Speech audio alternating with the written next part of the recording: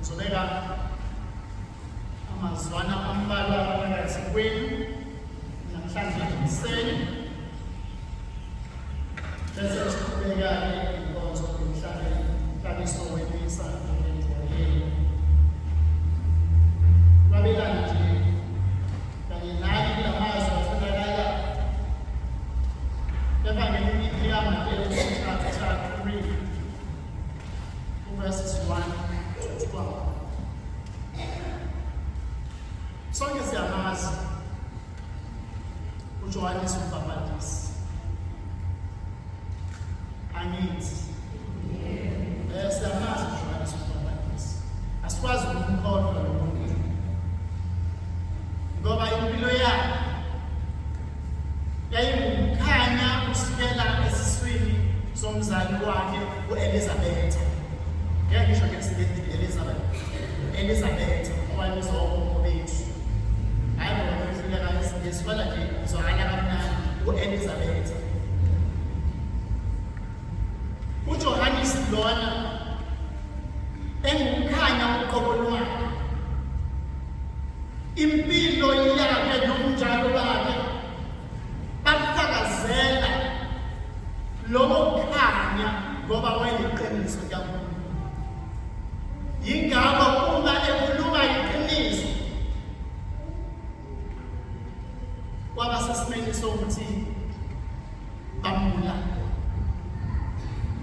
Namhlanje nangalensuku zethu njengoba eshumayele kule ntshumayelo yakhe yaleli vangeli lanamhlanje ukhambisa kakhulu ukuthi angisiye uMesiya mina, angisiye uMesiya mina, kodwa ngize ukuzolungiselela indlela yakhe. Akasho ukuthi uMesiya ngoba uma ethi yena uMesiya usho yena usazibeka alo uNkulunkulu ukhona. Kwikhathi isima akukho la kusho khona njalo kuthiwa yena wayelungiselela inkosi, wayelungiselela uJesu indlela.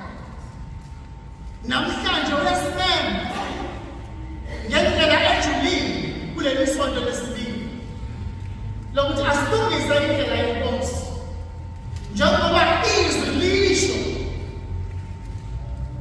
lona umemezela ehlane esilungisani indlela yenkosi, eshumayela ilizwi losindiso, hhayi elakhe izwi losindiso, kukhombisani ukuthi naka la ebheke khona uthi lungisani indlela yenkosi ngoba kumele siphenduke. Uma kumele siphenduke kumele kube khona inselelo esinikezwayo ngoba uma ingekho inselelo asisoze saphenduka, sohlezi sinjalo nje. Yingakho namhlanje abaFarisi nabaSadusi uthi abezwe izwi alimemezayo nezwi alishoyo lokuthi ababhabhadiswe khona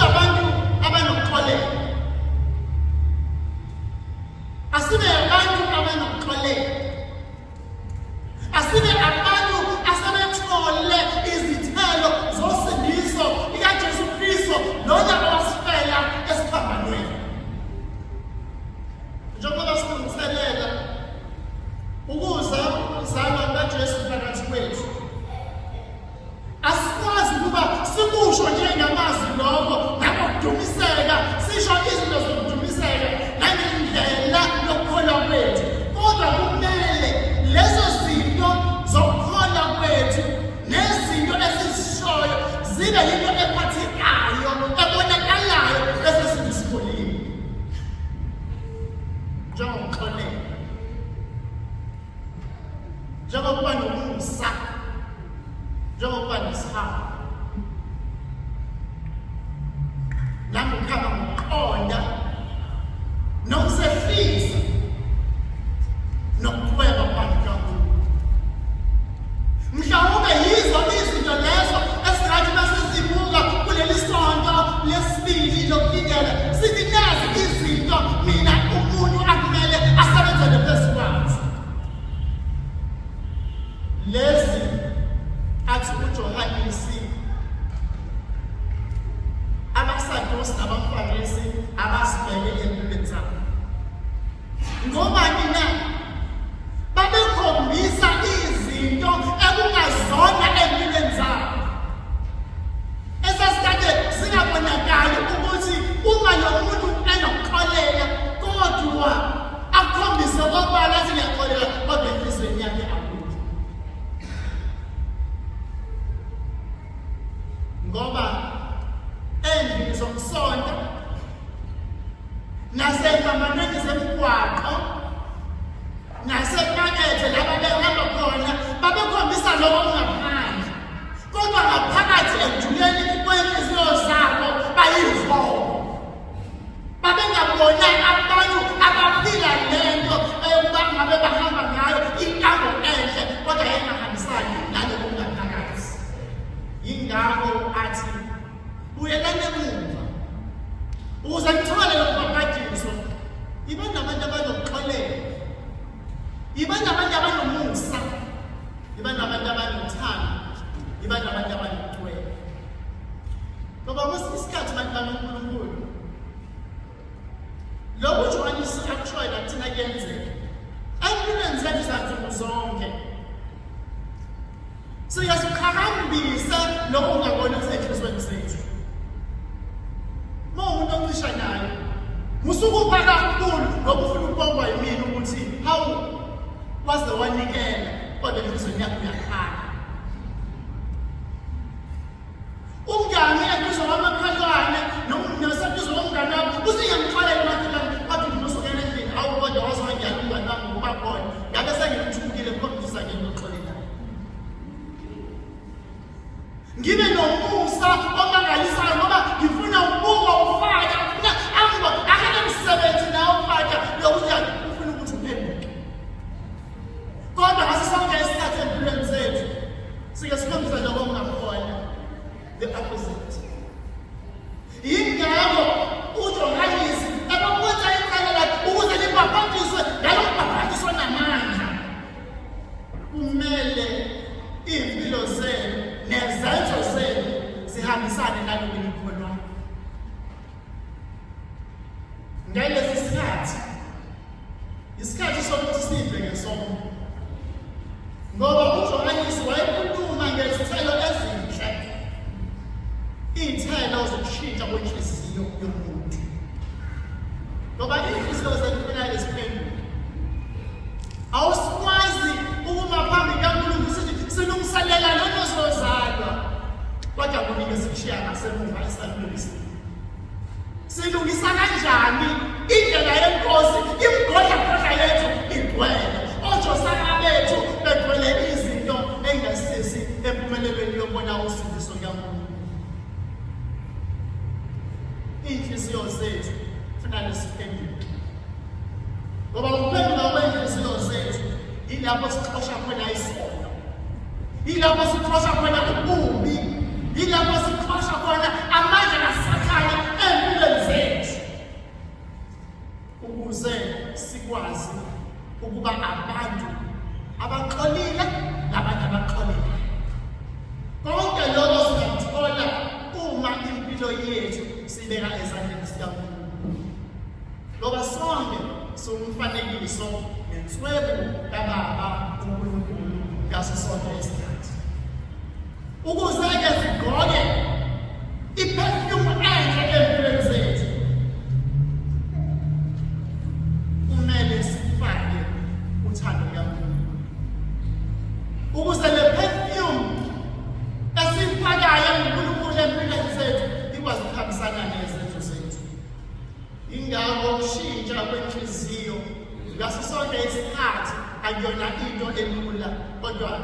ithatha isikhathi. Baningi abantu engathi masibabheka emhlabeni engiwele inhliziyo zabo zashintsha zaba ukulunga kaNkulunkulu, zashintsha zaba imbewu enhle kaNkulunkulu, zashintsha zahambisana nezenzo zikaNkulunkulu. Mawubheka uZakheyus esasimazi ukuthi wayetshontsha imali zabantu, uma bashaya inkelo laba bayakisazi bayazi kahle kakhulu ukuthi usaza kanjani uthathe. uZakheyus wayemuntu onjalo, kodwa waphenduka. Wathi ngifuna ukubona uNkulunkulu ubuso nobuso, waphenduka. uMagdalena esazi kahle ukuthi wayiphila impilo yobumnyama empilweni yakhe, kodwa washintsha. uBhartimewu ukuthi ayinqiba eduze kokufula ngenxa yokukhohlakala kwayo, kodwa yazi lapho isifilisiwe yashintsha inhliziyo yayo yalandela uNkulunkulu. Nalabo ababe nokholo ngenxa yezono zabo babuyela emuva kuNkulunkulu, bathi sesifuna ukuphila impilo yobungcwele yokuhamba ezingathelweni zikaNkulunkulu. uPeter esimazi kahle ukuthi waze wamphika kaze waba kathathu uJesu Kristu, kodwa uNkulunkulu wakha isisekelo phezu kwempilo yakhe, wathi wena ulindwa, waphenduka. Nomphostoli Paulus owayeshwabadela wonke amakholwa ngalesi sikhathi, waphenduka, impilo yakhe yaba esinye isimo sokuthi akasewona manje ukubulala abazalwane amakholwa, kodwa manje useyoshumayela kulaba abezizwe impenduko ukuze babazi uNkulunkulu. Nathi uJohane uMbhaptizi uyasineka ukuthi asiphendukeni silungise, kodwa ukuphenduka kwenza khona okwesikhashana nento engenzeka manje, nento engase ibe umlingo, ngoba kwesinye isikhathi njengabazali sithi ukuphenduka kwethu umlingo yinto yamanje. Ukuphenduka abantu bakaNkulunkulu kuthatha isikhathi, kodwa umuntu kumele athandaze, azihlanganise naleyo mfihlakalo uNkulunkulu afisa ukuba amamulele ukuze abe sesimeni sokuphenduka. Njengoba sesidlulile esontweni lokuqala, sesontweni lesibili, ingabe ushintsho umuntu asebenzile ekhombisa ukuthi usendleleni eBhethlehem. Ingabe umuntu sayibona indlela ikhanya kulokhu asethe waqala wakwenza ekulungiselela indlela eya eBhethlehem. Uma kukhona osesikwenzile, yilapho kuqala khona ukucweba, yilapho kuqala khona ukuthi ngishiya indlela yokuba umoni, ngishiya indlela yobumnyama, ngisabathela ukulunga nokucweba kwaNkulunkulu. Akathi efika uKhisimusi sebesazi ukuthi sigqoka ingubo ebest, ingubo ebest kaKhisimusi ukuba sisihlanganise nokucweba kaNkulunkulu, sishiye ojosana bethu abasivimbayo, abangubodlabodla ongasizindayo. Asithi silungiselele sibe kodwa sivukile, sivukele ukuthi uyeza noma ongumkhaya ekushunyayelwa ngayo, ukuthi uyeza loyo oyosusa bonke okumnyama empilweni zethu asinikeze ukukhanya.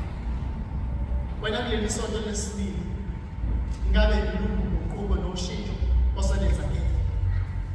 Uma usahleli la ukhona, lithini ilizwi likaJohane uMbhaptizi? Lungisa indlela yenkosi, phenduka ube ongcono. Ngeke sishiya zonke izono zethu namhlanje ngoba sesokwamukela kodwa izono zethu sizoshintsha nendlela sesizoshintsha kancane ukuze sifinyelele ekumisweni. Kodwa lokho kumele singakwenzi sibonakale sithi sengishiyile zonke indlela zami zobumnyama ngoba utshela thina kodwa ekusithekeni ugcobe omunye umuntu. Asiceleni ngenkonzo lomshaniso lelimisa sithi Nkosi ake uthulule inkodla yethu esiyithwele engasizi indawo engasebenzisi indawo engasinikeza okuhle kodwa kunalokho ebuyisela phansi isithunzi sethu sokukholwa nokwaziwa ukuze sikhuleke kangcono kule nkonzo. Asicele sithi Nkosi ake uthulule uJosake ukuthula ngoba indlela yami ngiyayibona iya kumntwana uJesu eBethlehem ongukhaya lona kushunyayelwa naye. Sengathi uNkulunkulu anganipha igrasiya nevuso lokuphenduka enhliziyweni zenu. Sengathi anganyamalalisa konke lokho